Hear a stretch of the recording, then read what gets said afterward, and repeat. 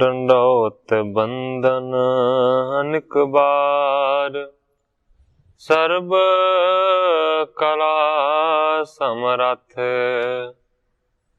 ਡੋਲਣ ਤੇ ਰਾਖੋ ਪ੍ਰਭੂ, ਨਾਨਕ ਦੇ ਘਰ ਹੱਥ। ਗਿਆਨ ਅੰਜਨ ਗੁਰ ਦਿਆ, ਅਗਿਆਨ ਅੰਧੇਰ ਬਿਨਾਸ਼। ਹਰ ਕਿਰਪਾ ਤੇ ਸੰਤ ਭੇਟਿਆ, ਨਾਨਕ ਮਨ ਪਰਗਾਸ। ਯਾਹੀ ਕੁਲ ਤੇ ਪ੍ਰਗਟ ਹੋਏ, ਤਾਹੀ ਕੁਲ ਕੋ ਨਾਮ। ਪੁਨ ਦਵਾਦਸ ਗੁਰਿੰਦ ਕਉ, ਮੇਰੀ ਹੈ ਪ੍ਰਣਾਮ। ਪਰਮ ਸਤਿਕਾਰਯੋਗ ਸਤਿਗੁਰੂ ਜੀ ਦੇ ਪਾਵਨ ਪਵਿੱਤਰ ਦਰਬਾਰ ਵਿੱਚ ਬੈਠੀ ਹੋਈ ਸਾਧ ਸੰਗਤ ਜੀਓ, ਆਪਣੀਆਂ ਮਨ ਬਿਰਤੀਆਂ ਨੂੰ ਇਕਾਗਰ ਕਰਨ ਦੇ ਲਈ, ਰਸਨਾ ਨੂੰ ਪਵਿੱਤਰ ਕਰਨ ਲਈ ਇੱਕ ਵਾਰੀ ਸਾਰੇ ਹੀ ਰਲ ਕੇ ਆਖੀਏ, ਧੰਨ ਸ੍ਰੀ ਸਤਿਗੁਰੂ ਜਗਜੀਤ ਸਿੰਘ ਸੱਚੇ ਪਾਤਸ਼ਾਹ। ਜੇ ਜਲ ਦਾਤਾ ਬਚ ਨਹੀਂ ਮਾਨੈ, ਤੋ ਹਮ ਆਪਣਾ ਜੀਵਨ ਹਨ। ਜੇ ਜਲ ਦਾਤਾ, ਜਿਹੜਾ ਕਿ ਜਲ ਸਾਨੂੰ ਦੇ ਸਕਦਾ ਹੈ, ਜੇ ਉਹ ਸਾਡਾ ਬਚਨ ਨਹੀਂ ਮੰਨੇਗਾ ਤੇ ਸਾਡੇ ਪ੍ਰਾਣ ਹਾਨ ਹੋ ਜਾਣਗੇ, ਅਸੀਂ ਮਰ ਜਾਵਾਂਗੇ ਬਗੈਰ ਅੰਨ ਤੋਂ।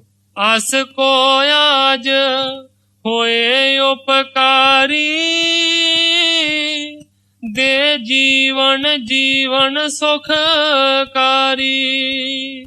ਅੱਜ ਸਾਨੂੰ ਉਸ ਪੁਰਸ਼ ਦੀ ਲੋੜ ਹੈ ਜਿਹੜਾ ਕਿ ਸਾਡੇ ਉੱਤੇ ਉਪਕਾਰ ਕਰ ਦੇਵੇ, ਮੀਂਹ ਪਵਾ ਦੇਵੇ ਤੇ ਸਾਡਾ ਜਿਹੜਾ ਜੀਵਨ ਹੈ ਉਹ ਸੁਖਾਂ ਵਾਲਾ ਬਣਾ ਦੇਵੇ। ਤਿਸ ਕੇ ਹਮ ਹੈ ਸਦਾ ਗੁਲਾਮੂ, ਕਰ ਹੈ ਸੇਵਕੀ ਸਭ ਹੀ ਗ੍ਰਾਮੂ। ਜਿਹੜਾ ਮੀਂਹ ਪਵਾ ਦੇਵੇਗਾ, ਅਸੀਂ ਉਸ ਦੇ ਗੁਲਾਮ ਬਣ ਕੇ ਰਵਾਂਗੇ, ਉਸ ਦੇ ਦਾਸ ਬਣ ਕੇ ਰਵਾਂਗੇ, ਔਰ ਸਾਰਾ ਹੀ ਜਿਹੜਾ ਪਿੰਡ ਹੈ ਉਸ ਦੀ ਸੇਵਾ ਕਰੇਗਾ। ਏਮ ਨਿਸਚੈ ਸਭ ਕੋ ਕਰਵਾਏ, ਕਹਿ ਸ੍ਰੀ ਅਮਰ ਸੁਣੋ ਸਮੁਦਾਇ। ਗੁਰੂ ਅਮਰਦਾਸ ਜੀ ਨੇ ਇਸ ਤਰੀਕੇ ਦੇ ਨਾਲ ਇਹ ਨਿਸ਼ਚਾ ਕਰਾ ਦਿੱਤਾ, ਇਹ ਉਹਨਾਂ ਦੇ ਮਨ ਦੇ ਵਿੱਚ ਨਿਸ਼ਚਾ ਕਰਾ ਦਿੱਤਾ ਕਿ ਤਪਾ ਤੁਹਾਨੂੰ ਮੀਂਹ ਨਹੀਂ ਦੇ ਸਕਦਾ, ਮੈਂ ਦੇ ਸਕਦਾ ਹਾਂ। ਜਦੋਂ ਇਸ ਤਰ੍ਹਾਂ ਉਹਨਾਂ ਨੇ ਯਕੀਨ ਮੰਨ ਲਿਆ, ਉਸ ਵੇਲੇ ਸਾਰਿਆਂ ਨੂੰ ਸਤਿਗੁਰੂ ਅਮਰਦਾਸ ਜੀ ਕਹਿਣ ਲੱਗੇ, ਸੁਣੋ ਵੀ ਸਾਰੇ ਜਣੇ ਮੇਰੀ ਗੱਲ ਨੂੰ ਧਿਆਨ ਦੇ ਨਾਲ। ਦਿਵਸ ਰਹਿਓ ਥੋਰੋ ਰਵੀ ਜਾਏ, ਜਾਂ ਤੇ ਤੂਰਨ ਕਰੋ ਉਪਾਏ। ਕਹਿਣ ਲੱਗੇ ਵੇਖ ਲਓ, ਹੁਣ ਜਿਹੜਾ ਰਵੀ ਹੈ, ਜਿਹੜਾ ਸੂਰਜ ਹੈ, ਉਹ ਅਸਤ ਹੋਣ ਵਾਲਾ ਹੈ, ਭਾਵ ਦਿਨ ਢਲ ਰਿਹਾ ਹੈ ਤੇ ਜਿਹੜਾ ਸਮਾਂ ਹੈ ਉਹ ਬੜਾ ਥੋੜਾ ਰਹਿ ਗਿਆ ਹੈ। ਰਵੀ ਅਸਤਨ ਤੇ ਪੂਰਬ ਕਾਲ, ਜਹ ਜਹ ਤਪਾ ਜਾਏ ਦਰਹਾਲ। ਸੂਰਜ ਛਿਪਣ ਤੋਂ ਪਹਿਲਾਂ ਉਹ ਜਿਹੜਾ ਤਪਾ ਹੈ ਪਖੰਡੀ, ਉਹ ਜਿੱਥੇ ਜਿੱਥੇ ਵੀ ਜਾਵੇਗਾ, ਤਹ ਤਹ ਘਣ ਜਲ ਕੋ ਬਰਖਾਵੇ, ਭਰੈ ਹੈ ਖੇਤ ਬਹੁ ਅੰਨ ਪਕਾਵੇ। ਕਹਿਣ ਲੱਗੇ ਸੂਰਜ ਛਿਪਣ ਤੋਂ ਪਹਿਲਾਂ ਜਿਹੜੇ ਜਿਹੜੇ ਖੇਤਾਂ ਦੇ ਵਿੱਚ ਤਪਾ ਪਹੁੰਚ ਜਾਵੇਗਾ, ਉੱਥੇ ਉੱਥੇ ਇੰਨਾ ਮੀਂਹ ਪਵੇਗਾ ਕਿ ਮਾਨੋ ਜਿਹੜੇ ਖੇਤ ਨੇ ਉਹ ਨੱਕਾ ਨੱਕ ਹੋ ਜਾਣਗੇ, ਭਰ ਜਾਣਗੇ, ਖੇਤੀ ਪੱਕ ਜਾਵੇਗੀ, ਤੁਹਾਡੇ ਘਰ ਦਾਣੇ ਆ ਜਾਣਗੇ, ਤੁਸੀਂ ਭੁੱਖੇ ਨਹੀਂ ਮਰੋਗੇ। ਬਹੁ ਕਿਦਾਰ ਹੈ ਦਿਨ ਰਹਿ ਥੋਰਾ, ਲੈ ਗਮਨੋ ਨਿਜ ਨਿਜ ਦਿਸ਼ ਓਰਾ। ਗੁਰੂ ਅਮਰਦਾਸ ਜੀ ਕਹਿਣ ਲੱਗੇ ਵੇਖੋ, ਤੁਹਾਡੇ ਜਿਹੜੇ ਖੇਤ ਨੇ ਉਹ ਬਹੁਤ ਨੇ, ਬਹੁਤ ਜ਼ਿਆਦਾ ਪੈਲੀ ਹੈ ਜਿਹਦੇ ਵਿੱਚ ਮੀਂਹ ਦੀ ਲੋੜ ਹੈ, ਪਰ ਤੁਹਾਡੇ ਕੋਲ ਜਿਹੜਾ ਸਮਾਂ ਹੈ ਉਹ ਬੜਾ ਥੋੜਾ ਹੈ।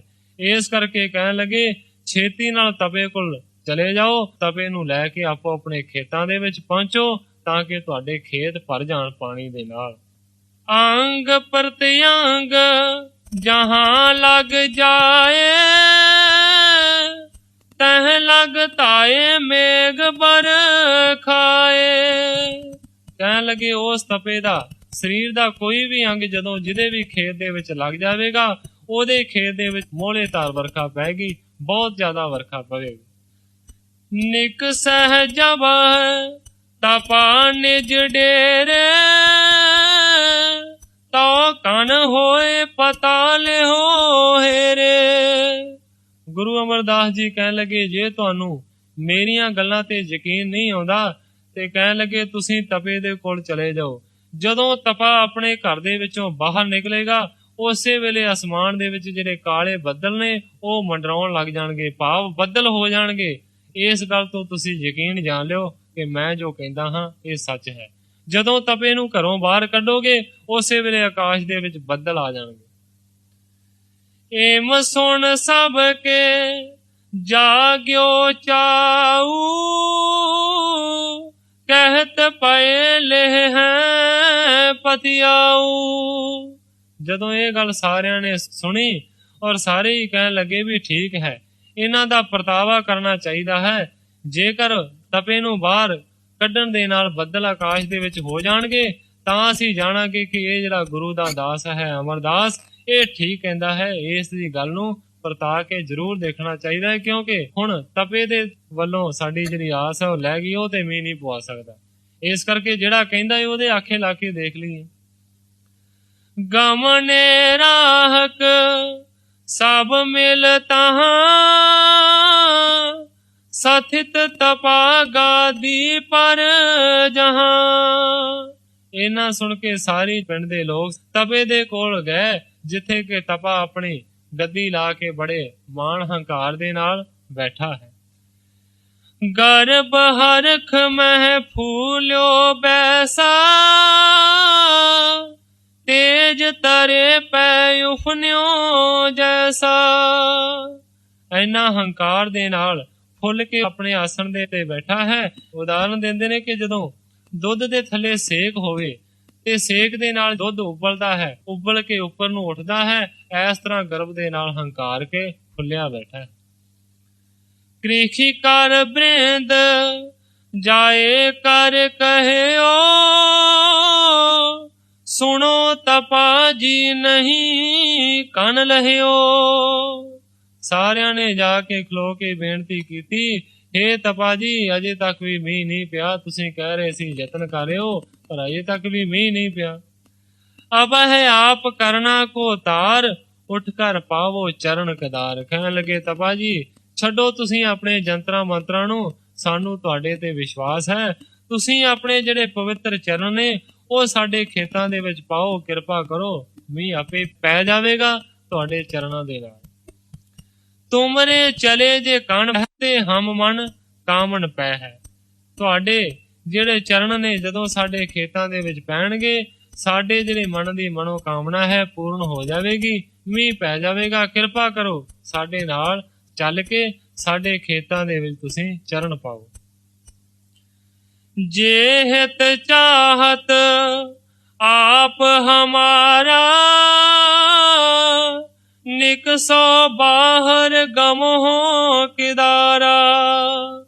ਉਹ ਲੋਕ ਕਹਿਣ ਲੱਗੇ, ਹੇ ਤਪਾ ਜੀ, ਜੇਕਰ ਤੁਸੀਂ ਸਾਡੀ ਭਲਾਈ ਚਾਹੁੰਦੇ ਹੋ ਤੇ ਕਿਰਪਾ ਕਰੋ, ਘਰ ਤੋਂ ਬਾਹਰ ਨਿਕਲੋ, ਸਾਡੇ ਖੇਤਾਂ ਦੇ ਵਿੱਚ ਚਰਨ ਪਾਓ। ਹਮ ਸਭ ਹੀ ਚਲ ਹੈ ਸੰਗ ਤੁਮਾਰੇ, ਕਰੋ ਗ੍ਰਾਮ ਪਰ ਅਸ ਉਪਕਾਰੇ। ਚਲੋ ਸਾਡੇ ਨਾਲ ਚੱਲ ਕੇ ਖੇਤਾਂ ਦੇ ਵਿੱਚ ਚਰਨ ਪਾਓ, ਸਾਡੇ ਤੇ ਉਪਕਾਰ ਕਰੋ। ਕਰਤ ਮ੍ਰਿਦ ਲਤਾ ਜੁਤ ਪਤੀ ਆਵਣ, ਇਮ ਕਹਿ ਬਹੁਵਿਧ ਕੀਆ ਨਕਸਾਵਣ। ਇਸ ਤਰੀਕੇ ਦੇ ਨਾਲ ਬੜੀਆਂ ਮਿੱਠੀਆਂ ਗੱਲਾਂ ਦੇ ਨਾਲ, ਬੜੀਆਂ ਸਿਫਤਾਂ ਦੇ ਨਾਲ ਉਸ ਨੂੰ ਭਰਮਾ ਲਿਆ। ਉਸ ਨੂੰ ਆਪਣੇ ਖੇਤਾਂ ਵਿੱਚ ਜਾਣ ਦੇ ਲਈ ਉਹਨਾਂ ਲੋਕਾਂ ਨੇ ਪਿਆਰ ਕਰ ਲਿਆ। ਵਹਿਰ ਗ੍ਰਾਮ ਤੇ ਨਿਕਸਿਓ ਜਦਾ, ਸਮੁਖ ਆਏ ਕੰਨ ਦੇਖਿਓ ਤਦਾ। ਜਦੋਂ ਹੀ ਉਹ ਜਿਹੜਾ ਪਖੰਡੀ ਸੀ ਉਹ ਘਰ ਦੇ ਵਿੱਚੋਂ ਬਾਹਰ ਨਿਕਲਿਆ, ਪਿੰਡ ਚੋਂ ਬਾਹਰ ਆਇਆ, ਉਸੇ ਵੇਲੇ ਆਕਾਸ਼ ਦੇ ਵਿੱਚ ਜਿਹੜੇ ਹੋਰ ਕਾਲੇ ਬੱਦਲ ਸਨ ਉਹ ਮੰਡਰਾਉਣ ਲੱਗੇ। ਸਾਰਿਆਂ ਨੇ ਉਸ ਵੇਲੇ ਮਨ ਦੇ ਵਿੱਚ ਸੋਚਿਆ ਕਿ ਗੁਰੂ ਜੀ ਝੂਠ ਨਹੀਂ ਸਨ ਕਹਿੰਦੇ। ਵੇਖੋ, ਇਹ ਤਪਾ ਬਾਹਰ ਆਇਆ ਹੈ, ਉਸੇ ਵੇਲੇ ਜਿਹੜੇ ਕਾਲੇ ਬੱਦਲ ਨੇ ਜਿਹੜੇ ਮੀਂਹ ਦੇ ਨਾਲ ਭਰੇ ਹੋਏ ਨੇ ਉਹ ਆਕਾਸ਼ ਦੇ ਵਿੱਚ ਆ ਗਏ ਨੇ। ਪਤਾ ਲਗਿਓ ਸਭ ਕੇ ਮਨ ਮਾਹੀ, ਗੁਰਸਿੱਖ ਬਣਿਓ ਸੋ ਮਿਥਿਆ ਨਹੀਂ। ਸਾਰਿਆਂ ਨੇ ਇਹ ਪਰਤਾਵਾ ਕਰ ਲਿਆ, ਯਕੀਨ ਕਰ ਲਿਆ ਕਿ ਉਹ ਜਿਹੜਾ ਗੁਰੂ ਦਾ ਸਿੱਖ ਅਮਰਦਾਸ ਕਹਿੰਦਾ ਸੀ ਉਹ ਝੂਠ ਨਹੀਂ ਸੀ ਕਹਿੰਦਾ। ਵੇਖੋ ਆਕਾਸ਼ ਦੇ ਵਿੱਚ ਕਿਵੇਂ ਬੱਦਲ ਆ ਰਹੇ ਨੇ। ਕਰਤ ਬਾਰਤਾ बेग चले हैं, परखत सिख को बाग भले हैं। इस तरह ਦੀਆਂ ਗੱਲਾਂ ਕਰਦੇ ਚਲੇ ਆ ਰਹੇ ਨੇ। ਵੇਖੋ ਜੋ ਸਿੱਖ ਨੇ ਆਖਿਆ ਸੀ ਉਹੀ ਗੱਲ ਹੋਈ ਹੈ। ਉਹਦੇ ਜਿਹੜੇ ਵਾਕ ਨੇ, ਉਹਦੀਆਂ ਜਿਹੜੀਆਂ ਗੱਲਾਂ ਨੇ ਬਿਲਕੁਲ ਸੱਚੀਆਂ ਨੇ। ਵੇਖੋ ਆਕਾਸ਼ ਦੇ ਵਿੱਚ ਜਿਹੜੇ ਬੱਦਲ ਨੇ ਉਹ ਆ ਗਏ ਨੇ ਔਰ ਮੀਂਹ ਜ਼ਰੂਰ ਪਵੇਗਾ। ਲੈ ਜਬ ਗਏ केदार मझार, बरखण बूंद लगी फुहार। ਜਦੋਂ ਹੀ ਖੇਤ ਦੇ ਵਿੱਚ ਲੈ ਕੇ ਗਏ ਤਪੇ ਨੂੰ, ਉਸੇ ਵੇਲੇ ਕਹਿਣ ਲੱਗੇ ਖੇਤਾਂ ਦੇ ਵਿੱਚ ਵਰਖਾ ਪੈਣੀ ਸ਼ੁਰੂ ਹੋ ਗਈ। ਬਰਖਣ ਬੂੰਦਾਂ ਲਗੇ ਫੁਹਾਰ, ਮੀਂਹ ਦੀਆਂ ਜਿਹੜੀਆਂ ਕਣੀਆਂ ਸਨ, ਜਿਹੜੀਆਂ ਬੂੰਦਾਂ ਸਨ, ਉਹ ਤੇਜ਼ੀ ਦੇ ਨਾਲ ਵਰਨ ਲੱਗੀਆਂ। ਫੁਹਾਰ ਜਿਹੜੀ ਮੀਂਹ ਦੀ ਸੀ ਉਹ ਪੈਣੀ ਸ਼ੁਰੂ ਹੋ ਗਈ। दूसर खेत बिखै पग तारा, मोचत पए मेघ जल तारा। ਜਦੋਂ ਤਪੇ ਨੂੰ ਦੂਸਰੇ ਖੇਤ ਦੇ ਵਿੱਚ ਲੈ ਕੇ ਗਏ ਤੇ ਉੱਥੇ ਵੀ ਜਿਹੜਾ ਮੀਂਹ ਸੀ ਉਹ ਪੈਣਾ ਸ਼ੁਰੂ ਹੋ ਗਿਆ।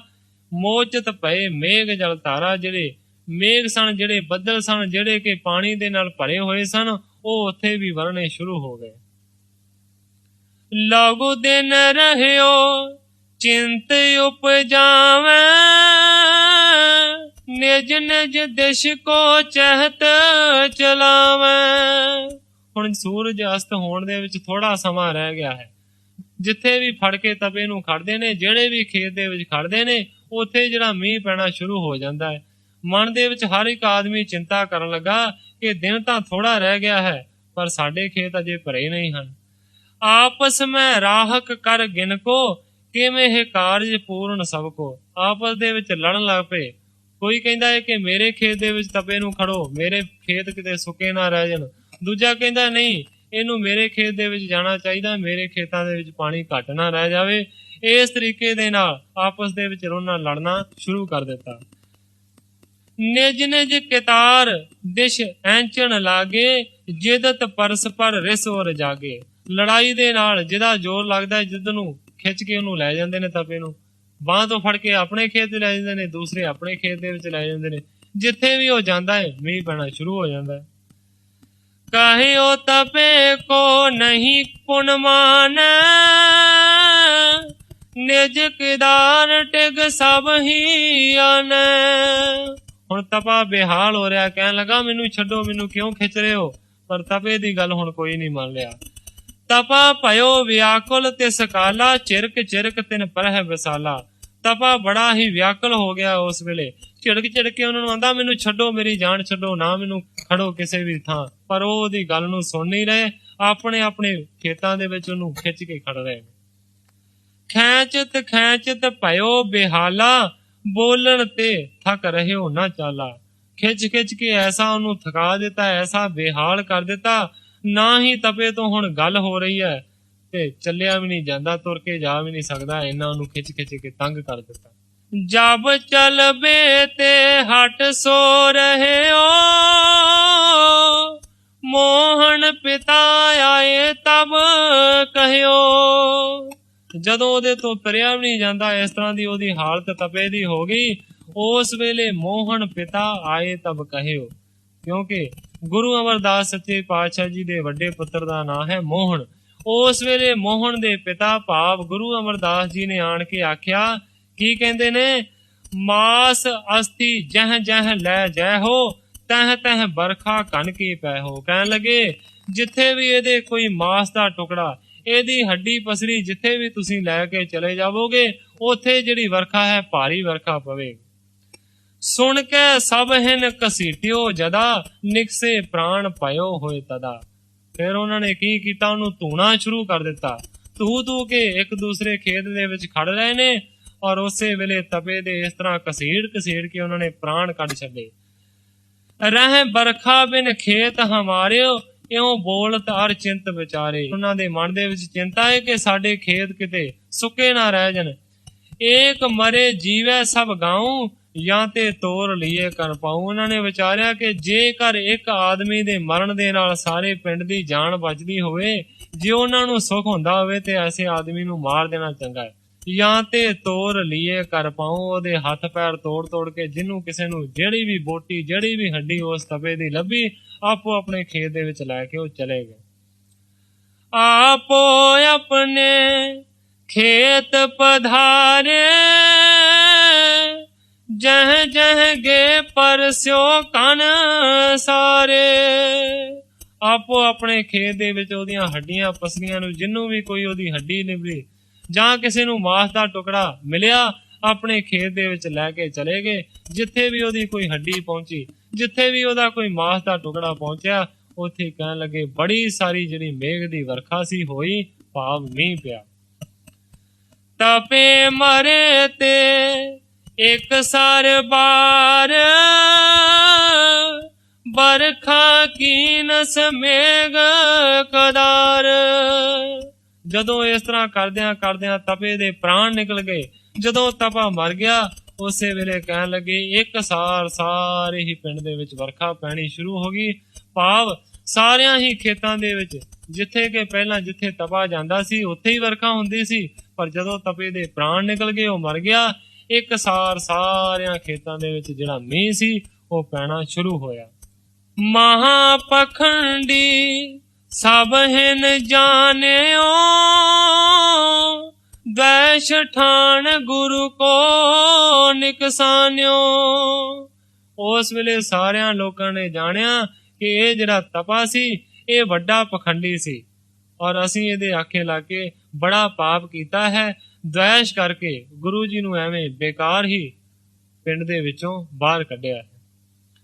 ਝੂਠਾ ਹੁਤੋ ਫੁਰੀ ਨਹੀਂ ਬਾਣੀ, ਗੁਰਦਾਸਨ ਕਹਿ ਦੀਨਸ ਪਾਣੀ। ਵੇਖੋ ਉਹ ਤਪਾ ਝੂਠਾ ਸੀ, ਜਿਹਦੀ ਬਾਣੀ ਸੱਚੀ ਨਹੀਂ ਹੋਈ। ਜਿਹੜਾ ਉਹਨੇ ਆਖਿਆ ਸੀ ਉਹ ਸੱਚ ਨਹੀਂ ਹੋਇਆ, ਉਹ ਮੀਂਹ ਨਹੀਂ ਪਵਾ ਸਕਿਆ। ਔਰ ਕਹਿੰਦੇ ਨੇ ਗੁਰਦਾਸਨ ਕਹਿ ਦੀਨਸ ਪਾਣੀ। ਵੇਖੋ ਇਸ ਗੁਰੂ ਦੇ ਦਾਸ ਨੇ, ਭਾਵ ਅਮਰਦਾਸ ਨੇ ਸਾਨੂੰ ਪਾਣੀ ਦਿੱਤਾ ਹੈ, ਮੀਂਹ ਪਵਾਇਆ ਹੈ। ਹੋਤ ਭੋਰ ਸ੍ਰੀ ਅੰਗਦ ਆਨੋ, ਨਿਜ ਅਪਰਾਧ ਛਿਮਾਪਨ ਠਾਨੋ। ਸਾਰੇ ਸਲਾਹ ਕਰਨ ਲੱਗੇ। ਸਵੇਰ ਹੁੰਦੀ ਦੇ ਸਾਰ ਸਤਿਗੁਰੂ ਅੰਗਦ ਦੇਵ ਸੱਚੇ ਪਾਤਸ਼ਾਹ ਜੀ ਤੋਂ ਜਾ ਕੇ ਆਪਣੀ ਭੁੱਲ ਦੀ ਖਿਮਾ ਮੰਗੀਏ, ਔਰ ਉਹਨਾਂ ਨੂੰ ਸਤਿਕਾਰ ਦੇ ਨਾਲ ਪਿੰਡ ਦੇ ਵਿੱਚ ਲੈ ਆਈ। ਏਮ ਸ੍ਰੀ ਅਮਰ ਦਾਸ ਤਹਿ ਕਰਕੇ, ਗਮਨਿਓ ਗੁਰ ਦਿਸ਼ ਪ੍ਰੀਤ ਸੋ ਤਰਕੇ। ਇਸ ਤਰ੍ਹਾਂ ਦਾ ਕੰਮ ਕਰਕੇ ਗੁਰੂ ਅਮਰਦਾਸ ਜੀ ਉਸ ਤਪੇ ਨੂੰ ਉਸ ਦੀ ਕੀਤੀ ਹੋਈ ਦਾ ਫਲ ਦੇ ਕੇ ਆਪ ਦਰਸ਼ਨ ਕਰਨ ਦੇ ਲਈ ਸਤਿਗੁਰੂ ਅੰਗਦ ਦੇਵ ਸੱਚੇ ਪਾਤਸ਼ਾਹ ਜੀ ਦੇ ਕੋਲ ਪਹੁੰਚੇ। ਸੰਨ ਹਿਰਦੈ ਹੋਏ ਗਇਓ, ਪ੍ਰਾਪਤ ਡੇਰੇ ਮੈਂ ਚੱਲ ਪਇਓ। ਗੁਰੂ ਅਮਰਦਾਸ ਜੀ ਬੜੇ ਪ੍ਰਸੰਨ ਨੇ। ਉਹਨਾਂ ਦਾ ਜਿਹੜਾ ਹਿਰਦਾ ਹੈ ਉਹ ਪ੍ਰਸੰਨ ਹੋ ਗਿਆ ਹੈ ਕਿ ਮੇਰੇ ਗੁਰੂ ਦੀ ਬੇਇੱਜ਼ਤੀ ਕੀਤੀ ਸੀ, ਭਾਵ ਗੁਰੂ ਅੰਗਦ ਜੀ ਦੀ ਬੇਇੱਜ਼ਤੀ ਕਰਕੇ ਇਸ ਤਪੇ ਨੇ ਉਹਨਾਂ ਨੂੰ ਪਿੰਡ ਦੇ ਵਿੱਚੋਂ ਬਾਹਰ ਕੱਢਿਆ ਸੀ। ਮੈਂ ਉਹਨੂੰ ਕੀਤੀ ਦਾ ਜਿਹੜਾ ਫਲ ਹੈ ਉਹ ਦੇ ਦਿੱਤਾ ਹੈ। ਇਸ ਤਰ੍ਹਾਂ ਪ੍ਰਸੰਨ ਹੋ ਕੇ ਚਲੇ ਗਏ ਸਤਿਗੁਰੂ ਅੰਗਦ ਜੀ ਦੇ ਕੋਲ। ਗੁਰ ਕੋ ਜਾਏ ਬੰਦਨਾ ਕੀਨਸ, ਪ੍ਰਿਸ਼ਟ ਫੇਰ ਬੈਠੇ ਚਿਤ ਚੀਨਸ। ਜਦੋਂ ਗੁਰੂ ਅੰਗਦ ਜੀ ਨੂੰ ਜਾ ਕੇ ਇਹਨਾਂ ਅਮਰਦਾਸ ਜੀ ਨੇ ਬੰਦਨਾ ਕੀਤੀ, ਪਰ ਸਤਿਗੁਰੂ ਜੀ ਨੇ ਕਹਿਣ ਲੱਗੇ ਮੂੰਹ ਹੀ ਦੂਜੇ ਪਾਸੇ ਕਰ ਲਿਆ। ਅਜ਼ਮਤ ਕਰੀ ਦਿਖਾਵਣ ਜਾਨੀ, ਨਹਿ ਨੀਕੀ ਸ੍ਰੀ ਅੰਗਤ ਮਾਨੀ। ਸਤਿਗੁਰੂ ਅੰਗਦ ਜੀ ਨੂੰ ਇਹ ਚੰਗਾ ਨਹੀਂ ਲੱਗਿਆ ਕਿ ਇਸ ਅਮਰਦਾਸ ਨੇ ਅਜ਼ਮਤ ਦਿਖਾਈ ਹੈ, ਕਰਾਮਾਤ ਦਿਖਾਈ ਹੈ। ਪ੍ਰਿਸ਼ਟ ਦੇ ਬੈਠੇ ਗੁਰ ਸੁਆਮੀ, ਸਰਬ ਬਾਰਤਾ ਅੰਤਰ ਜਾਮੀ। ਅੰਤਰਜਾਮੀ ਗੁਰੂ ਜੀ ਨੇ ਸਾਰਾ ਬਿਰਤਾਂਤ ਜਾਣ ਲਿਆ ਕਿ ਇਸ ਨੇ ਆਪਣੀ ਕਰਾਮਾਤ ਦੇ ਨਾਲ ਮੀਂਹ ਪਵਾਇਆ ਹੈ, ਲੋਕਾਂ ਨੂੰ ਖੁਸ਼ ਕੀਤਾ ਹੈ ਤੇ ਉਸ ਤਪੇ ਨੂੰ ਮੌਤ ਦੀ ਸਜ਼ਾ ਦਿੱਤੀ ਹੈ, ਭਾਵ ਉਹਨੂੰ ਮਰਵਾ ਦਿੱਤਾ ਹੈ। ਤੇ ਇਸ ਕਰਕੇ ਸਤਿਗੁਰੂ ਜੀ ਗੁਰੂ ਅੰਗਦ ਜੀ ਗੁਰੂ ਅਮਰਦਾਸ ਤੇ ਨਾਰਾਜ਼ ਹੋ ਗਏ। ਜਦੋਂ ਮੱਥਾ ਟੇਕਣ ਦੇ ਲਈ ਗਏ ਤੇ ਸਤਿਗੁਰੂ ਜੀ ਨੇ ਉਹਦੇ ਵੱਲ ਮੂੰਹ ਹੀ ਨਹੀਂ ਕੀਤਾ, ਆਪਣੇ ਕੰਡ ਨੂੰ ਫੇਰ ਲਿਆ। ਪੇਖ ਸ੍ਰੀ ਅਮਰ ਦੁਤੀਏ ਦਿਸ਼ਨ ਗਇਓ, ਨਮਰ ਬੰਦ ਕਰ ਸਥਿਤ ਪਇਓ। ਜਦੋਂ ਸਤਿਗੁਰੂ ਜੀ ਨੇ ਮੂੰਹ ਘੁਮਾ ਲਿਆ ਤੇ ਗੁਰੂ ਅਮਰਦਾਸ ਜੀ ਉਸ ਪਾਸੇ ਅੱਗੇ ਹੋ ਕੇ ਫੇਰ ਪ੍ਰਾਰਥਨਾ ਕਰਨ ਲੱਗੇ, ਪਰ ਸਤਿਗੁਰੂ ਜੀ ਨੇ ਫੇਰ ਉਧਰੋਂ ਵੀ ਆਪਣਾ ਜਿਹੜਾ ਮੂੰਹ ਸੀ ਘੁਮਾ ਲਿਆ ਔਰ ਦੂਜੇ ਪਾਸੇ ਕਰ ਲਿਆ। ਗੁਰਬਾਣੀ ਦੇ ਵਿੱਚ ਇੱਕ ਪਾਠ ਆਉਂਦਾ ਹੈ, ਇਸ ਦੇ ਪ੍ਰਥਾਏ ਗੁਰੂ ਜੀ ਲਿਖਦੇ ਨੇ, ਕਰਵਤ ਭਲਾ ਨਾ ਕਰਵਟ ਤੇਰੀ। ਜਿਹੜਾ ਸਤਿਗੁਰੂ ਆਪਣੇ ਸਿੱਖ ਦੇ ਵੱਲ ਕੰਡ ਕਰ ਲੈਂਦਾ ਹੈ, ਪਿੱਛਾ ਕਰ ਲੈਂਦਾ ਹੈ, ਉਸ ਨਾਲੋਂ ਤੇ ਇਹ ਚੰਗਾ ਹੈ ਕਿ ਜਿਹੜਾ ਆਰੇ ਦੇ ਨਾਲ ਉਹ ਆਦਮੀ ਚੀਰਿਆ ਜਾਵੇ, ਪਰ ਗੁਰੂ ਕੰਡ ਨਾ ਕਦੇ ਪਾਉਣ। ਕਰਵਤ ਭਲਾ ਨਾ ਕਰਵਟ ਤੇਰੀ, ਹੇ ਸਤਿਗੁਰੂ ਇਹਦੇ ਨਾਲੋਂ ਆਰਾ ਚੰਗਾ ਹੈ ਜਿਹੜਾ ਮੇਰੇ ਸਰੀਰ ਨੂੰ ਚੀਰ ਦੇਵੇ, ਪਰ ਤੇਰੀ ਇਹ ਜਿਹੜੀ ਕਰਵਟ ਹੈ, ਜਿਹੜਾ ਤੇਰਾ ਇਹ ਮੁਖ ਮੋੜਨਾ ਹੈ, ਇਹ ਮੈਨੂੰ ਬਿਲਕੁਲ ਵੀ ਪਸੰਦ ਨਹੀਂ ਹੈ। ਕਰਵਤ ਭਲਾ ਨਾ ਕਰਵਟ ਤੇਰੀ, ਲਾਗ ਗਲੇ ਬੇਨਤੀ ਸੁਣ ਮੇਰੀ। ਹੇ ਸਤਿਗੁਰੂ ਮੈਨੂੰ ਆਪਣੇ ਗਲ ਦੇ ਨਾਲ ਲਾ ਔਰ ਮੇਰੀ ਬੇਨਤੀ ਸੁਣ, ਮੇਰੇ ਵੱਲ ਕੰਡ ਨਾ ਕਰ। ਮੈਨੂੰ ਤੇਰੀ ਜਿਹੜੀ ਕੰਡ ਹੈ ਇਹ ਬੜੀ ਹੀ ਦੁਖਦਾਈ ਪ੍ਰਤੀਤ ਹੁੰਦੀ ਹੈ, ਇਹਦੇ ਨਾਲ ਤੇ ਆਰਾ ਚੰਗਾ ਹੈ ਜਿਹੜਾ ਮੇਰੇ ਸਰੀਰ ਨੂੰ ਚੀਰ ਦੇਵੇ। ਹੁਣ ਗੁਰੂ ਅਮਰਦਾਸ ਜੀ ਸਤਿਗੁਰੂ ਜੀ ਦੇ ਚਿਹਰੇ ਦਾ ਦਰਸ਼ਨ ਕਰਕੇ ਉਹਨਾਂ ਨੂੰ ਨਮਸਕਾਰ ਕਰਨੀ ਚਾਹੁੰਦੇ ਨੇ, ਪਰ ਸਤਿਗੁਰੂ ਅੰਗਦ ਦੇਵ ਸੱਚੇ ਪਾਤਸ਼ਾਹ ਉਸ ਦੀ ਇਸ ਕਰਨੀ ਤੇ ਖੁਸ਼ ਨਹੀਂ ਹੋਏ ਕਿ ਇਹਨੇ ਕਰਾਮਾਤ ਦਿਖਾਈ ਹੈ। ਸਤਿਗੁਰੂ ਜੀ ਨੇ ਆਪਣਾ ਜਿਹੜਾ ਚਿਹਰਾ ਸੀ ਉਹ ਘੁਮਾ ਲਿਆ। ਜਿੱਧਰਲੇ ਪਾਸੇ ਗੁਰੂ ਅਮਰਦਾਸ ਜੀ ਜਾਂਦੇ ਨੇ, ਉਧਰੋਂ ਦੂਸਰੇ ਪਾਸੇ ਨੂੰ ਗੁਰੂ ਅੰਗਦ ਜੀ ਮੂੰਹ ਕਰ ਲੈਂਦੇ ਨੇ। ਸ਼ਕਤ ਜਨਾਵਣ ਕੀਏ ਅਪਰਾਧੂ, ਨਹੀਂ ਕਰਮ ਕੀ ਨਸੇ ਸਾਧੂ। ਸ਼ਕਤੀ ਨੂੰ ਦਿਖਾਇਆ ਹੈ, ਇਸ ਕਰਕੇ ਵੱਡਾ ਅਪਰਾਧ ਕੀਤਾ ਹੈ, ਇਸ ਕਰਕੇ ਗੁਰੂ ਅੰਗਦ ਜੀ ਉਹਨੂੰ ਦਰਸ਼ਨ ਨਹੀਂ ਦੇਣਾ ਚਾਹੁੰਦੇ। ਨਹੀਂ ਕਰਮ ਕੀ ਨਸੇ ਸਾਧੂ, ਸਾਧੂਆਂ ਵਾਲਾ ਭਗਤਾਂ ਵਾਲਾ ਇਸ ਨੇ ਕੰਮ ਨਹੀਂ ਕੀਤਾ, ਇਸ ਨੇ ਕਰਾਮਾਤ ਦਿਖਾਈ ਹੈ। ਉਸ ਵੇਲੇ ਫਿਰ ਗੁਰੂ ਅਮਰਦਾਸ ਸੱਚੇ ਪਾਤਸ਼ਾਹ ਜੀ ਨੇ ਹੱਥ ਜੋੜੇ ਔਰ ਚਰਨਾਂ ਤੇ ਬੇਨਤੀ ਕੀਤੀ, ਜਾਣ ਲਿਆ ਕਿ ਇਹ ਮੈਨੂੰ ਕਿਉਂ ਨਹੀਂ ਦਰਸ਼ਨ ਦੇ ਰਹੇ। ਕਹਿਣ ਲੱਗੇ, ਸਤਿਗੁਰੂ ਜੀ ਵੱਡਾ ਅਪਰਾਧ ਮੇਰੇ ਤੋਂ ਹੋ ਗਿਆ ਹੈ, ਮੈਨੂੰ ਇਸ ਤਰ੍ਹਾਂ ਨਹੀਂ ਸੀ ਕਰਨਾ ਚਾਹੀਦਾ। ਹੇ ਗੁਰੂ ਜੀ ਕਿਰਪਾ ਕਰੋ, ਮੈਨੂੰ ਇੱਕ ਵਾਰੀ ਮਾਫ ਕਰ ਦਿਓ। ਓ ਪ੍ਰਭ ਗੁਰ ਅਬ ਛਿਮਾ ਕਰੀ ਜੈ, ਸ਼ੁਭ ਉਪਦੇਸ਼ ਮੋਹਿ ਕੋ ਤੁਜੈ। ਬੜਾ ਹੀ ਦੀਨ ਹੋ ਕੇ ਗੁਰੂ ਅਮਰਦਾਸ ਸੱਚੇ ਪਾਤਸ਼ਾਹ ਜੀ ਕਹਿਣ ਲੱਗੇ, ਕਿਰਪਾ ਕਰੋ, ਮੈਨੂੰ ਮਾਫ ਕਰ ਦਿਓ, ਮੈਨੂੰ ਆਪਣਾ ਸ਼ੁਭ ਉਪਦੇਸ਼ ਦਿਓ, ਫਿਰ ਮੈਂ ਕਦੇ ਵੀ ਐਸਾ ਜਿਹੜਾ ਕਰਮ ਹੈ ਉਹ ਨਹੀਂ ਕਰਾਂਗਾ। ਨਮੋ ਨਮੋ ਗੁਰ ਗਿਆਨ ਉਦਾਰ, ਭੂਲੇ ਕੋ ਤੁਮ ਬਖਸ਼ਣਹਾਰ। ਹੇ ਸਤਿਗੁਰੂ ਜੀ ਤੁਸੀਂ ਤੇ ਭੁੱਲਿਆਂ ਨੂੰ ਬਖਸ਼ਣ ਵਾਲੇ ਹੋ, ਕਿਰਪਾ ਕਰੋ। ਮੈਂ ਹੇ ਗਿਆਨ ਰੂਪੀ ਉਦਾਰ ਗੁਰੂ ਜੀ ਬਾਰ-ਬਾਰ ਤੁਹਾਡੇ ਚਰਨਾਂ ਤੇ ਬੰਦਨਾ ਕਰਦਾ ਹਾਂ, ਕਿਰਪਾ ਕਰਕੇ ਮੈਨੂੰ ਇੱਕ ਵਾਰੀ ਤੁਸੀਂ ਖਿਮਾ ਕਰ ਦਿਓ। ਸ੍ਰੀ ਗੁਰ ਅੰਗਦ ਤਬੈ ਬਖਾਨਾ, ਹਮ ਪੀਛੇ ਕਿਆ ਕ੍ਰਿਤ ਤੈ ਠਾਨਾ। ਗੁਰੂ ਅੰਗਦ ਜੀ ਕਹਿਣ ਲੱਗੇ, ਹੇ ਭਗਤਾ, ਹੇ ਪੁਰਖਾ, ਸਾਡੇ ਪਿੱਛੋਂ ਤੂੰ ਕੀ ਇਹ ਖੋਟਾ ਕੰਮ ਕੀਤਾ, ਕਿਉਂ ਦਿਖਾਈ ਹੈ ਅਜਮਤ, ਕਿਉਂ ਮੀਂਹ ਪਵਾਇਆ ਹੈ ਤੇ ਉਸ ਪਾਪੀ ਦਾ ਨਾਸ ਕੀਤਾ ਹੈ। ਕਹਿਣ ਲੱਗੇ, ਸਤਿਗੁਰੂ ਜੀ ਉਹ ਪਾਪੀ ਸੀ, ਉਸਨੇ ਤੁਹਾਨੂੰ ਬਾਹਰ ਕੱਢਿਆ ਸੀ, ਇਸ ਕਰਕੇ ਮੈਂ ਉਸਨੂੰ ਜਰ ਨਹੀਂ ਸਕਿਆ, ਇਸ ਕਰਕੇ ਉਹਨੂੰ ਮਾਰਿਆ ਹੈ। ਮੈਂ ਤੁਹਾਡੀ ਨਿਰਾਦਰੀ ਨਹੀਂ ਜਾ ਸਕਿਆ, ਇਸ ਕਰਕੇ ਉਹਨੂੰ ਪਾਪ ਦਾ ਜਿਹੜਾ ਫਲ ਹੈ ਉਹ ਭੁਗਤਾਨ ਕੀਤਾ ਹੈ।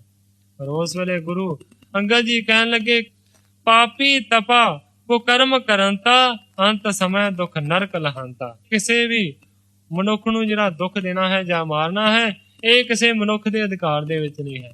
ਪਰਮੇਸ਼ਰ ਦੀ ਰਜ਼ਾ ਸੀ, ਜੇ ਉਹਨੇ ਸਾਡੇ ਨਾਲ ਧੱਕਾ ਕੀਤਾ ਸੀ, ਪਰਮੇਸ਼ਰ ਉਸ ਨੂੰ ਸਜ਼ਾ ਦਿੰਦਾ। ਤੇਰਾ ਇਹ ਹੱਕ ਨਹੀਂ ਸੀ ਬਣਦਾ ਕਿ ਤੂੰ ਉਹਨੂੰ ਸਜ਼ਾ ਦਿੰਦਾ। ਇਸ ਤਰੀਕੇ ਦੇ ਨਾਲ ਬਹੁਤ ਸਤਿਗੁਰੂ ਜੀ ਉਹਦੇ ਤੇ ਨਾਰਾਜ਼ ਹੋਏ। ਇਹ ਤੁਮਰੋ ਅਪਰਾਧ ਮਹਾਨਾ, ਸਹਿਓ ਗਇਓ ਤਬ ਹੀ ਕ੍ਰਿਤ ਠਾਨਾ। ਗੁਰੂ ਅਮਰਦਾਸ ਜੀ ਕਹਿਣ ਲੱਗੇ, ਉਸਨੇ ਵੱਡਾ ਅਪਰਾਧ ਕੀਤਾ ਹੈ, ਤੁਹਾਨੂੰ ਬੇਇੱਜ਼ਤ ਕਰਕੇ ਪਿੰਡ ਚੋਂ ਕੱਢਿਆ ਸੀ, ਇਸ ਕਰਕੇ ਗੁਰੂ ਜੀ ਮੈਂ ਉਹਨੂੰ ਮਾਰਿਆ ਹੈ, ਉਹਨੂੰ ਉਹਦੀ ਕੀਤੀ ਦੀ ਸਜ਼ਾ ਦਿੱਤੀ ਹੈ, ਕਿਰਪਾ ਕਰੋ, ਅੱਗੇ ਤੋਂ ਮੈਂ ਕਦੇ ਵੀ ਨਹੀਂ ਕਰਾਂਗਾ, ਮੈਨੂੰ ਇੱਕ ਵਾਰੀ ਤੇ ਖਿਮਾ ਕਰ ਦਿਓ। ਏਮ ਕਹਿ ਛਿਮਾ ਕਰਾਏ ਕਰ, ਬੈਠੇ ਸ੍ਰੀ ਗੁਰ ਪਾਸ, ਜੰਗਲ ਮੈਂ ਮੰਗਲ ਪਇਓ, ਗੁਰੂ ਕਰਿਓ ਹੈ ਨਿਵਾਸ। ਜਦੋਂ ਬਹੁਤੀਆਂ ਹੀ ਜ਼ਿਆਦੀਆਂ ਅਰਜ਼ਾਂ ਗੁਰੂ ਅਮਰਦਾਸ ਜੀ ਨੇ ਕੀਤੀਆਂ, ਉਸ ਵੇਲੇ ਸਤਿਗੁਰੂ ਜੀ ਨੂੰ ਦਇਆ ਆਈ ਆਪਣੇ ਦਾਸ ਦੇ ਉੱਤੇ ਔਰ ਛਿਮਾ ਕਰ ਦਿੱਤਾ। ਔਰ ਉਸ ਨੂੰ ਆਦੇਸ਼ ਦਿੱਤਾ ਕਿ ਅੱਗੇ ਤੋਂ ਇਹ ਜਿਹੜੀ ਕਰਾਮਾਤ ਹੈ ਕਦੇ ਵੀ ਨਹੀਂ ਦਿਖਾਣੀ, ਭਾਵੇਂ ਕਿੰਨੀ ਵੀ ਵਿਪਤਾ ਆਣ ਪਵੇ। ਇਸ ਤਰੀਕੇ ਦੇ ਨਾਲ ਗੁਰੂ ਅੰਗਦ ਜੀ ਨੇ ਅਮਰਦਾਸ ਨੂੰ ਖਿਮਾ ਕਰ ਦਿੱਤਾ, ਮਾਫ ਕਰ ਦਿੱਤਾ। ਨਾਲ ਹੀ ਉੱਥੇ ਹੀ ਗੁਰੂ ਅਮਰਦਾਸ ਜੀ ਸਤਿਗੁਰੂ ਜੀ ਦੇ ਚਰਨਾਂ 'ਚ ਬੈਠ ਗਏ ਨੇ। ਕਵੀ ਜੀ ਲਿਖਦੇ ਨੇ, ਜੰਗਲ ਮੈਂ ਮੰਗਲ ਜਹਾਂ।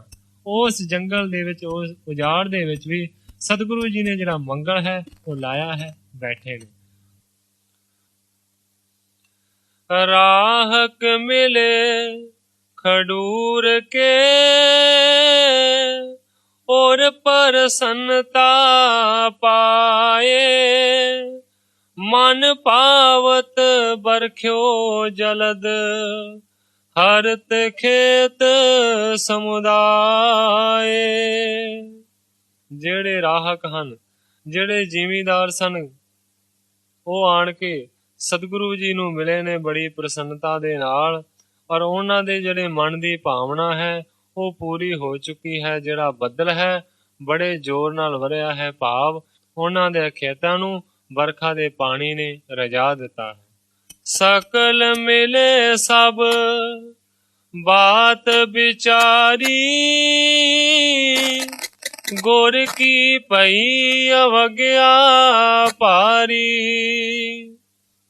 ਸਾਰਿਆਂ ਨੇ ਮਿਲ ਕੇ ਇਹ ਵਿਚਾਰ ਕੀਤਾ, ਅਣਜਾਣ ਪੁਣੇ 'ਚ ਉਸ ਤਪੇ ਦੇ ਪਿੱਛੇ ਲੱਗ ਕੇ ਅਸੀਂ ਸਤਿਗੁਰੂ ਦੀ ਜਿਹੜੀ ਅਵਗਿਆ ਹੈ ਉਹ ਭਾਰੀ ਅਵਗਿਆ ਕੀਤੀ ਹੈ, ਵੱਡੀ ਗਲਤੀ ਕੀਤੀ ਹੈ। ਜਿਨ ਮਹਿ ਅਜ਼ਮਤ ਏਤ ਕਿਆ ਹੈ, ਬਰਖਿਓ ਜਲ ਨਿਜ ਸੇਵਕ ਕਹੈ। ਐਸੇ ਮਹਾਨ ਸਤਿਗੁਰੂ ਜੀ ਦੀ ਅਵਗਿਆ ਹੋਈ ਹੈ, ਜਿਨ੍ਹਾਂ ਦੇ ਸੇਵਕ ਦੇ ਵਿੱਚ ਇੰਨਾ ਬਲ ਹੈ ਕਿ ਉਹਦੇ ਕਹਿਣ ਦੇ ਉੱਤੇ ਜਿਹੜਾ ਮੀਂਹ ਹੈ ਉਹ ਪੈ ਗਿਆ ਹੈ। ਰਹਿਤ ਹਮੇਸ਼ ਨਹੀਂ ਮਿਤ ਜਾਨੀ, ਜਾ ਬੈਠੇ ਹੈ ਅਪਰ ਸਥਾਨੀ। ਸਾਡੇ ਕੋਲ ਹੀ ਪਿੰਡ ਦੇ ਵਿੱਚ ਹੀ ਹਮੇਸ਼ਾ ਸਤਿਗੁਰੂ ਅੰਗਦ ਦੇਵ ਜੀ ਰਹਿੰਦੇ ਸੀ, ਪਰ ਉਹ ਹੁਣ ਕਹਿ ਰਹੇ ਨੇ ਕਿ ਅਸੀਂ ਉਹਨਾਂ ਸਤਿਗੁਰਾਂ ਦੀ ਜਿਹੜੀ ਮਿੱਤ ਹੈ ਉਸ ਨੂੰ ਨਹੀਂ ਜਾਣਿਆ। ਹੁਣ ਸਤਿਗੁਰੂ ਜੀ ਸਾਡੇ ਹੀ ਕਾਰਨ ਉਸ ਉਜਾੜ ਦੇ ਵਿੱਚ ਬੈਠੇ ਹਨ। ਆਪ ਮਿਲ ਚਲੋ ਨਾ ਲਾਵੋ ਦੇਰ, ਪਈ ਪੂਲ ਤੂਰਨ ਬਖਲੇਵ। ਸਲਾਹ ਕਰਦੇ ਨੇ ਕਿ ਹੁਣ ਦੇਰ ਨਾ ਲਗਾਈ ਜਾਵੇ, ਔਰ ਜਿਹੜੀ ਅਸੀਂ ਗਲਤੀ ਕੀਤੀ ਹੈ ਉਹਦੀ ਛੇਤੀ ਨਾਲ ਜਾ ਕੇ ਸਤਿਗੁਰੂ ਜੀ ਤੋਂ ਮਾਫੀ ਮੰਗ ਲਈਏ। ਨਾ ਹੈ ਤਾਂ ਸ਼ਰਾਪ ਦੇਹ ਪੈਦਾਇਕ, ਆਪਦਾ ਪਰ ਹੈ ਪ੍ਰਮੋਦ ਨਸਾਇਕ। ਕਿਧਰੇ ਇਹ ਨਾ ਹੋ ਜਾਵੇ ਕਿ ਗੁਰੂ ਜੀ ਗੁੱਸੇ ਦੇ ਨਾਲ ਕੋਈ ਸ਼ਰਾਪ ਦੇ ਦੇਣ, ਔਰ ਸਾਡੀ ਇਹ ਜਿਹੜਾ ਪ੍ਰਮੋਦ ਹੈ, ਸਾਡੀ ਜਿਹੜੀ ਖੁਸ਼ੀਆਂ ਹੈ, ਇਹਨਾਂ ਦੇ ਉੱਤੇ ਪਾਣੀ ਫਿਰ ਜਾਵੇ। ਏਮ ਕਹਿ ਮਿਲ ਕਰ ਲੈ ਪਕਵਾਨ, ਬਖਸ਼ਵਾਨ ਗਮਣੇ ਤਿਸ ਥਾਨ। ਇਸ ਤਰ੍ਹਾਂ ਕਹਿੰਦੇ ਹੋਏ ਮਿਲ ਕੇ, ਔਰ ਬੜੇ ਵਧੀਆ ਜਿਹੜੇ ਪਕਵਾਨ ਨੇ ਛਕਣ ਦੇ ਲਈ ਲੈ ਕੇ, ਔਰ ਬਖਸ਼ਾਉਣ ਦੇ ਲਈ ਆਪਣੀ ਗਲਤੀ ਨੂੰ, ਉਹ ਜਿਹੜੇ ਪਿੰਡ ਦੇ ਲੋਕ ਸਨ ਉਹ ਉੱਥੇ ਸਤਿਗੁਰੂ ਅੰਗਦ ਦੇਵ ਜੀ ਦੇ ਕੋਲ ਪਹੁੰਚੇ। ਜਿਸ ਪ੍ਰਕਾਰ ਇਸ ਥਲ ਚੱਲ ਆਵੈ, ਤਿਮ ਸਭ ਕਰੋ ਕਿਰਪਾਲ ਰਝਾਵਣ। ਆਪਣੇ ਵਿੱਚ ਸਲਾਹਾਂ ਕਰਦੇ ਨੇ ਕਿ ਜਿਹੜੇ ਤਰੀਕੇ ਦੇ ਨਾਲ ਸਤਿਗੁਰੂ ਅੰਗਦ ਦੇਵ ਸੱਚੇ ਪਾਤਸ਼ਾਹ ਫੇਰ ਤੋਂ ਖਡੂਰ ਦੇ ਵਿੱਚ ਆ ਜਾਣ, ਐਸੇ ਤਰੀਕੇ ਦੇ ਨਾਲ ਗੁਰੂ ਜੀ ਨੂੰ ਰਿਝਾਵੋ, ਉਹਨਾਂ ਨੂੰ ਖੁਸ਼ ਕਰੋ। ਖਾਨ ਰਜਾ ਦੇ ਕੇ ਥਲ ਗਏ, ਸ੍ਰੀ ਗੁਰ ਬੈਠੇ ਦੇਖਤ ਪਏ। ਇਹਨਾਂ ਕਹਿੰਦੇ ਹੋਏ ਸਾਰੇ ਜਿਹੜੇ ਖਡੂਰ ਦੇ ਲੋਕ ਸਨ ਉਸੇ ਹੀ ਖਾਨ ਰਜਾਦੇ ਦੇ ਥੇ ਦੇ ਉੱਤੇ ਗਏ ਨੇ, ਜਿੱਥੇ ਕਿ ਸਤਿਗੁਰੂ ਜੀ ਨੇ ਆਪਣਾ ਡੇਰਾ ਲਾਇਆ ਸੀ। ਸਾਰਿਆਂ ਨੇ ਸਤਿਗੁਰੂ ਜੀ ਦਾ ਜਾ ਕੇ ਦਰਸ਼ਨ ਕੀਤਾ। ਸਭਨ ਜਾਏ ਪਦ ਬੰਧਨ ਠਾਨੀ, ਬਿਨਤੀ ਯੁਕਤ ਬਖਾਨੀ ਬਾਣੀ। ਸਾਰਿਆਂ ਨੇ ਜਾ ਕੇ ਸਤਿਗੁਰੂ ਅੰਗਦ ਦੇਵ ਸੱਚੇ ਪਾਤਸ਼ਾਹ ਜੀ ਦੇ ਚਰਨ ਕਮਲਾਂ ਦੇ ਉੱਤੇ ਬੰਦਨਾ ਕੀਤੀ ਔਰ ਬੇਨਤੀ ਕਰਦੇ ਨੇ। ਕੀ ਕਹਿੰਦੇ ਨੇ? ਸ੍ਰੀ ਗੁਰ ਹਮਨੇ ਭੇਦ ਨਾ ਪਾਇਵ, ਸਭ ਕੋ ਜੋਗੀ ਤਪੇ ਭਲਾਇਵ। ਕਹਿਣ ਲੱਗੇ, ਹੇ ਸਤਿਗੁਰੂ ਜੀ, ਅਸੀਂ ਤੁਹਾਡੇ ਭੇਦ ਨੂੰ ਨਹੀਂ ਜਾਣ ਸਕੇ, ਸਾਨੂੰ ਸਾਰਿਆਂ ਨੇ ਹੀ ਉਸ ਜੋਗੀ ਤਪੇ ਨੇ ਭੁਲਾ ਦਿੱਤਾ ਸੀ, ਸਾਡੀ ਮੱਤ ਮਾਰ ਦਿੱਤੀ ਸੀ। ਰਾਵਰ ਕੋ ਨਿੰਦਕ ਬੜ ਪਾਪੀ, ਤਨ ਲੋਭੀ ਮਨ ਕੂਰ ਸੰਤਾਪੀ।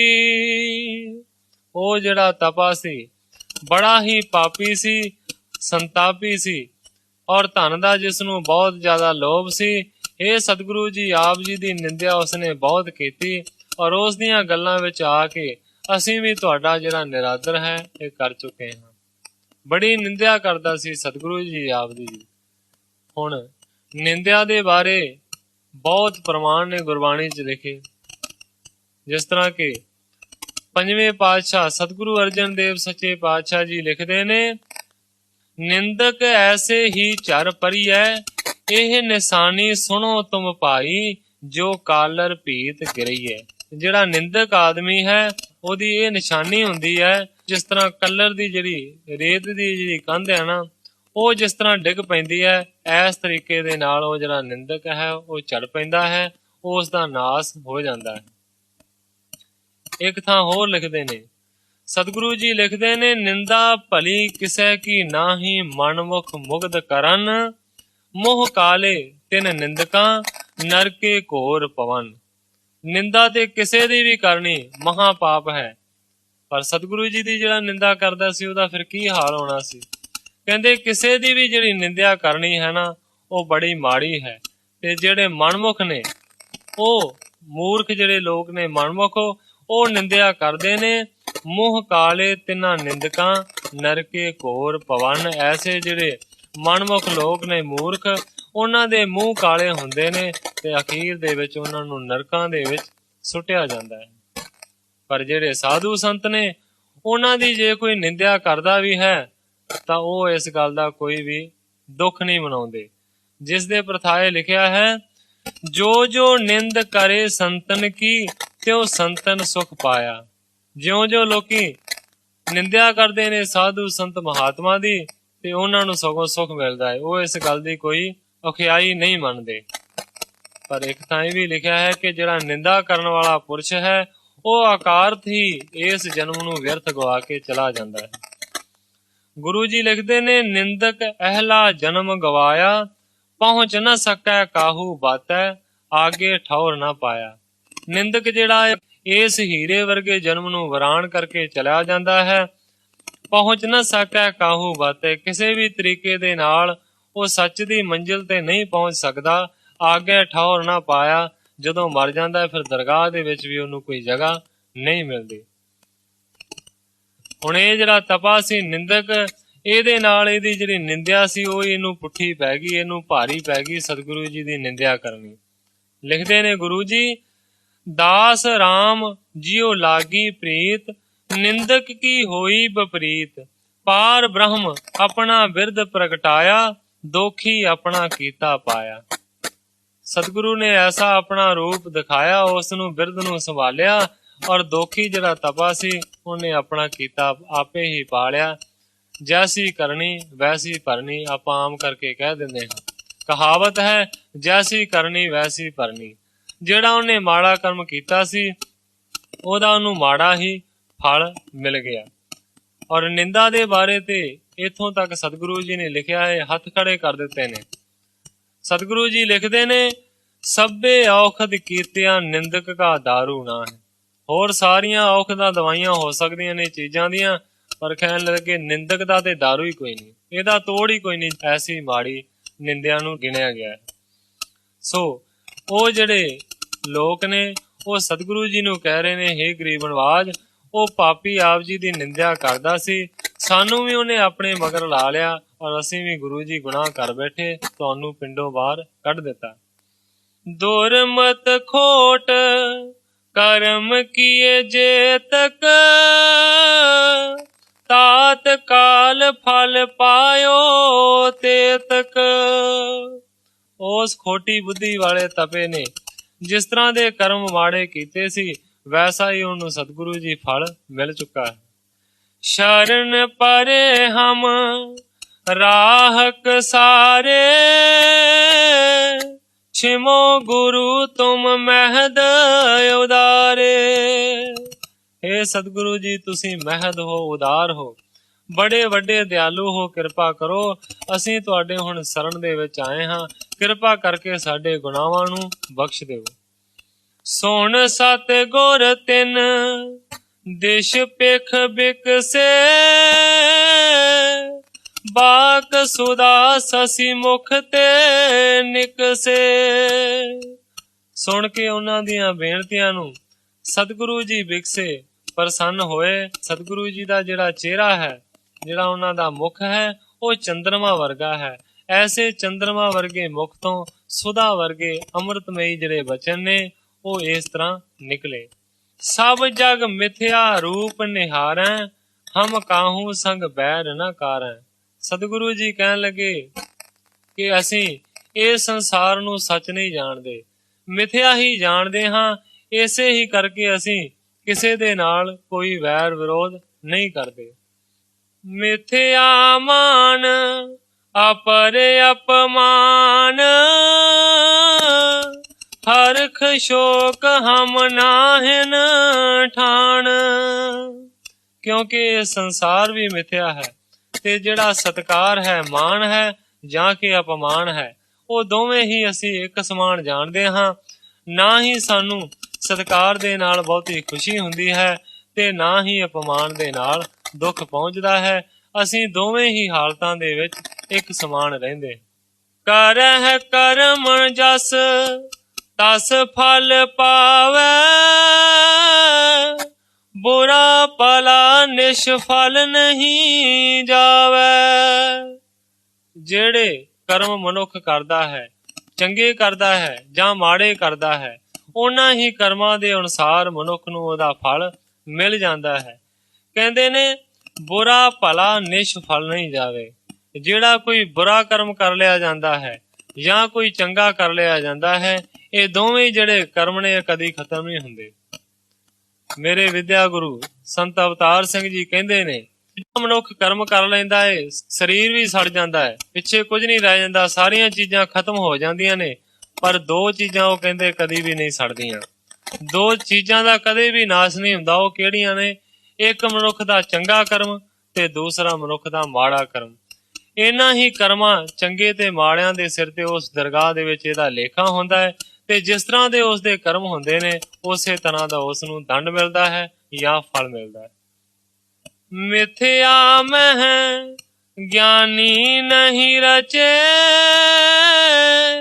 ਸਾਚ ਸਰੂਪ ਬੀਚ ਨਿਤ ਮਚੇ। ਜਿਹੜਾ ਇਹ ਨਾਸਵਾਨ ਸਰੀਰ ਹੈ, ਇਹ ਨਾਸਵਾਨ ਸੰਸਾਰ ਹੈ, ਉਹਦੇ ਵਿੱਚ ਗਿਆਨੀ ਕਦੇ ਵੀ ਨਹੀਂ ਰਚਦੇ। ਉਹਨਾਂ ਦੇ ਭੁਲੇਖੇ ਦੇ ਵਿੱਚ, ਮਾਇਆ ਦੇ ਕਦੇ ਵੀ ਜਿਹੜੇ ਗਿਆਨੀ ਨੇ ਉਹ ਨਹੀਂ ਆਉਂਦੇ, ਔਰ ਉਹ ਸੱਚ ਦੇ ਸਰੂਪ ਦੇ ਵਿੱਚ ਰਤੇ ਰਹਿੰਦੇ ਨੇ, ਰੰਗੇ ਰਹਿੰਦੇ ਨੇ। ਦੁਬਿਧਾ ਤੁਮ ਮੈਂ ਦੇਖੀ ਪੂਰ, ਹਮ ਤਿਆਗਿਓ ਤਬ ਗ੍ਰਾਮ ਖਡੂਰ। ਉਹਨਾਂ ਲੋਕਾਂ ਨੂੰ ਸਤਿਗੁਰੂ ਜੀ ਉਪਦੇਸ਼ ਕਰ ਰਹੇ ਨੇ, ਕਹਿਣ ਲੱਗੇ ਅਸੀਂ ਤੁਹਾਡੇ ਵਿੱਚ ਜਿਹੜੀ ਦੁਬਿਧਾ ਹੈ ਨਾ, ਦ્વੈਸ਼ ਦੀ ਭਾਵਨਾ ਸੀ, ਉਹ ਦੇਖੀ ਸੀ, ਇਸੇ ਹੀ ਕਰਕੇ ਅਸੀਂ ਗ੍ਰਾਮ ਖਡੂਰ ਨੂੰ ਛੱਡ ਦਿੱਤਾ ਸੀ। ਤੁਮ ਕੋ ਸੰਕਟ ਕੋਏ ਨਾ ਹੋਏ, ਬਸੋ ਸਦਨ ਮੈਂ ਸੁਖ ਸਭ ਜੋਏ। ਸਤਿਗੁਰੂ ਜੀ ਕਹਿਣ ਲੱਗੇ, ਤੁਸੀਂ ਮੈਨੂੰ ਇਹ ਆਖਿਆ ਸੀ ਕਿ ਤੇਰੇ ਰਹਿਣ ਦੇ ਨਾਲ ਸਾਨੂੰ ਦੁੱਖ ਵਿਆਪਦਾ ਹੈ, ਸਾਨੂੰ ਸੰਕਟ ਬਣਿਆ ਹੈ, ਮੀਂਹ ਨਹੀਂ ਪਿਆ। ਇਸੇ ਕਰਕੇ ਗੁਰੂ ਜੀ ਕਹਿਣ ਲੱਗੇ, ਮੈਂ ਹੁਣ ਦੇਖੋ ਉਸ ਗ੍ਰਾਮ ਖਡੂਰ ਨੂੰ ਛੱਡ ਦਿੱਤਾ ਹੈ ਤਾਂ ਕਿ ਤੁਹਾਨੂੰ ਕੋਈ ਸੰਕਟ ਨਾ ਹੋਵੇ। ਇਸ ਕਰਕੇ ਤੁਸੀਂ ਆਪਣੇ ਆਪਣੇ ਘਰਾਂ ਨੂੰ ਚਲੇ ਜਾਓ, ਤੁਹਾਨੂੰ ਕਦੇ ਵੀ ਮੇਰੇ ਕਾਰਨ ਦੁੱਖ ਨਹੀਂ ਦੇਖਣਾ ਪਏਗਾ। ਹਮ ਤੋ ਜਹ ਬੈਠੇ ਹਰ ਖਾਵੇਂ, ਕਿਤ ਤੇ ਪਾਏ ਨ ਕਿਤਹੂ ਗਵਾਵੇਂ। ਗੁਰੂ ਅੰਗਦ ਜੀ ਕਹਿਣ ਲੱਗੇ, ਅਸੀਂ ਤਾਂ ਜਿੱਥੇ ਵੀ ਬੈਠੇ ਹਾਂ ਉੱਥੇ ਹੀ ਖੁਸ਼ ਹੁੰਦੇ ਹਾਂ, ਕਿਤੇ ਨਾ ਪਾਏ ਕਿਤਹੂ ਗਵਾਵੇਂ। ਨਾ ਹੀ ਅਸੀਂ ਕੁਝ ਕਦੇ ਗਵਾਉਂਦੇ ਹਾਂ ਤੇ ਨਾ ਹੀ ਸਾਨੂੰ ਪਾਉਣ ਦੀ ਲਾਲਸਾ ਰਹਿੰਦੀ। ਹਾਨ ਲਾਭ ਹਮਰੇ ਕਿਮ ਨਾਹੀ, ਮੰਗਲ ਹੈ ਇਸ ਜੰਗਲ ਮਾਹੀ। ਗੁਰੂ ਜੀ ਕਹਿਣ ਲੱਗੇ, ਨਾ ਸਾਨੂੰ ਗ੍ਰਾਮ ਖਡੂਰ ਦੇ ਛੱਡਣ ਦੇ ਨਾਲ ਕੋਈ ਹਾਨੀ ਹੋਈ ਹੈ, ਨੁਕਸਾਨ ਹੋਇਆ ਹੈ, ਤੇ ਨਾ ਹੀ ਇੱਥੇ ਆਉਣ ਦੇ ਨਾਲ ਸਾਨੂੰ ਕੋਈ ਬਹੁਤਾ ਲਾਭ ਹੋਇਆ ਹੈ। ਸਾਡੇ ਲਈ ਇਸ ਜੰਗਲ ਦੇ ਵਿੱਚ ਰਹਿਣਾ ਜਾਂ ਪਿੰਡ ਦੇ ਵਿੱਚ ਰਹਿਣਾ ਇੱਕੋ ਹੀ ਸਮਾਨ ਹੈ, ਸਾਨੂੰ ਕੋਈ ਲਾਭ ਹਾਨੀ ਨਹੀਂ ਹੁੰਦੀ। ਗੁਰੂ ਜੀ ਕਹਿਣ ਲੱਗੇ, ਇਸ ਜੰਗਲ ਦੇ ਵਿੱਚ ਵੀ ਸਾਡੇ ਲਈ ਪਰਮੇਸ਼ਰ ਨੇ ਮੰਗਲ ਲਾ ਛੱਡਿਆ ਹੈ, ਭਾਵ ਇੱਥੇ ਵੀ ਅਸੀਂ ਖੁਸ਼ ਹਾਂ। ਸੁਣ ਰਾਹਕ ਗਹਿ ਪਦ ਅਰਬਿੰਦ, ਛਿਮੋ ਛਿਮੋ ਤੁਮ ਰੂਪ ਗੋਬਿੰਦ। ਸੁਣ ਕੇ ਉਹ ਜਿਹੜੇ ਰਾਹਕ ਸੀ, ਜਿਹੜੇ ਜ਼ਿਮੀਦਾਰ ਸਨ, ਚਰਨ ਕਮਲ ਸਤਿਗੁਰੂ ਜੀ ਦੇ ਉਹਨਾਂ ਨੇ ਫੜ ਲਏ ਔਰ ਕਹਿਣ ਲੱਗੇ, ਛਿਮੋ ਛਿਮੋ ਤੁਮ ਰੂਪ ਗੋਬਿੰਦ। ਹੇ ਗਰੀਬ ਨਵਾਜ, ਖਿਮਾ ਕਰ ਦਿਓ, ਸਾਨੂੰ ਮਾਫ ਕਰ ਦਿਓ, ਤੁਸੀਂ ਗੋਬਿੰਦ ਦੇ ਰੂਪ ਹੋ, ਪਰਮੇਸ਼ਰ ਦੇ ਰੂਪ ਹੋ। ਚਾਲ ਕੇ ਗ੍ਰਾਮ ਪਰਵੇਸ਼ਨ ਕੀਜੈ, ਤਿਆਗ ਆਨ ਨਿਜ ਥਾਨ ਬਸੀਜੈ। ਹੇ ਗਰੀਬ ਨਵਾਜ, ਕਿਰਪਾ ਕਰੋ, ਪਿੰਡ ਦੇ ਵਿੱਚ ਪ੍ਰਵੇਸ਼ ਕਰੋ, ਚਲੋ, ਇਹ ਜਿਹੜਾ ਥਾਂ ਹੈ ਤੁਸੀਂ ਛੱਡ ਦਿਓ। ਬਿਰਦ ਸੰਭਾਰੋ ਸ਼ੀਲ ਕਿਰਪਾਲ, ਬਖਸ਼ ਦੇ ਹੋਇ ਅਪਰਾਧ ਵਿਸਾਲ। ਉਹ ਕਹਿਣ ਲੱਗੇ, ਹੇ ਸਤਿਗੁਰੂ ਜੀ, ਹੇ ਸੀਲ ਕਿਰਪਾਲੂ ਸਤਿਗੁਰੂ ਜੀ, ਆਪਣੇ ਬਿਰਦ ਦੀ ਸੰਭਾਲ ਕਰੋ, ਕਿਰਪਾ ਕਰਕੇ ਸਾਡੇ ਜਿਹੜੇ ਵੱਡੇ ਅਪਰਾਧ ਨੇ ਉਹਨਾਂ ਦੀ ਮਾਫੀ ਦੇ ਦਿਓ ਔਰ ਪਿੰਡ ਚੱਲੋ। ਬੇਹਸ ਕਹਿਓ ਪੁਨ ਸਹਿਜ ਸੁਭਾਏ, ਹਮਰੇ ਹੱਠ ਹੋਏ ਨਾ ਕਿਸ ਪਾਏ। ਜਦੋਂ ਬਹੁਤਾ ਹੀ ਜ਼ੋਰ ਲਾ ਕੇ ਉਹਨਾਂ ਨੇ ਅਰਜ਼ ਕੀਤੀ ਔਰ ਉਸ ਵੇਲੇ ਸਤਿਗੁਰੂ ਜੀ ਸਹਿਜ ਸੁਭਾਅ ਕਹਿਣ ਲੱਗੇ, ਭਾਈ ਜਿਸ ਤਰ੍ਹਾਂ ਤੁਸੀਂ ਕਹਿੰਦੇ ਹੋ ਫਿਰ ਮੈਂ ਉਸ ਤਰ੍ਹਾਂ ਮੰਨ ਲੈਣਾ ਹਾਂ, ਕਿਉਂਕਿ ਮੈਂ ਹੱਠ ਨਹੀਂ ਕਰ ਸਕਦਾ। ਹਮਰੇ ਹੱਠ ਹੋਏ ਨਾ ਕਿਸ ਪਾਏ, ਮੈਂ ਤੇ ਕਿਸੇ ਵੀ ਤਰੀਕੇ ਦੇ ਨਾਲ ਤੁਹਾਡੇ ਨਾਲ ਜਿੱਦ ਨਹੀਂ ਕਰ ਸਕਦਾ, ਤੁਹਾਡੇ ਨਾਲ ਹੱਠ ਨਹੀਂ ਕਰ ਸਕਦਾ। ਜਿੱਦਾਂ ਫਿਰ ਤੁਸੀਂ ਚਾਹੁੰਦੇ ਹੋ ਉਸ ਤਰ੍ਹਾਂ ਕਰ ਲਵੋ। ਸੋ ਸਮਾਂ ਇੱਥੇ ਸਮਾਪਤ ਹੈ, ਕਥਾ ਨੂੰ ਅੱਜ ਅੱਗੇ ਨਹੀਂ ਲਿਜਾ ਸਕਦੇ। ਜਿਸ ਤਰ੍ਹਾਂ ਗ੍ਰੰਥਾਕਾਰ ਜੀ ਬਿਆਨ ਕਰਨਗੇ ਮੈਂ ਸਾਧ ਸੰਗਤ ਦੇ ਸਨਮੁਖ ਅਰਜ਼ ਕਰਾਂਗਾ। ਸੋ ਅੱਜ ਇੰਨੀਆਂ ਹੀ ਅਰਜ਼ਾਂ ਕਰਦਾ ਹੋਇਆ ਮੈਂ ਸਾਰੀ ਸਾਧ ਸੰਗਤ ਤੋਂ ਖਿਮਾ ਦਾ ਜਾਚਕ। हे अच्युत हे पार ब्रह्म अविनाशी अगनाश, हे पूरन हे सर्व में दुख पंजन गुणतास, हे संगी हे निरंकार हे निर्गुण सब टेक, हे गोबिंद हे गुण निधान जाकै सदा विवेक, हे अपरंपर हर हरे है पी होवनहार, हे संताह कै सदा संग नेदारा आधार, हे ठाकुर हौ दासरो मैं निर्गुण गुण नहीं कोय, नानक दीजै नाम दान राखो हिय परोय, याही कुल ते प्रगट होय ताही कुल को नाम, पुन द्वादश गोरिंड को मेरी है प्रणाम।